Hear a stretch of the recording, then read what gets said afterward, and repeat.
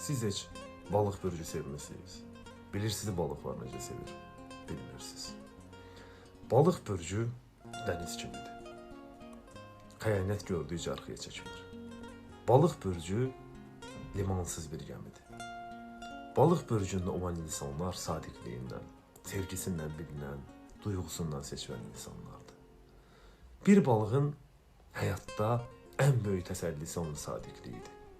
Bir balığa atılan addımlar heç vaxt ala boş qayıtmır.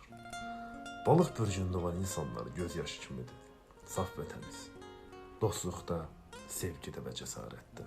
Ən üstün duruşlu balıq. Balıq Coco Chanel kimidir. Ətirini duydun sondan əl çəkə bilmərsən.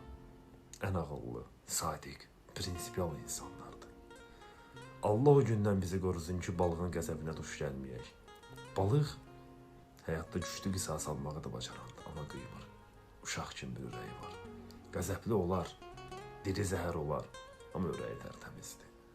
Bir balığın həyatında olmaq bütün cəsarəti yaşamaqdır. Balıq bürcü şam kimidir. Dünyanın bütün qaranlığı da bir araya gəlsə o şamı söndürə bilməz. Balığın həyatında varsan sonra sadiq ol. Çünki balıq bürcündə olan insanlar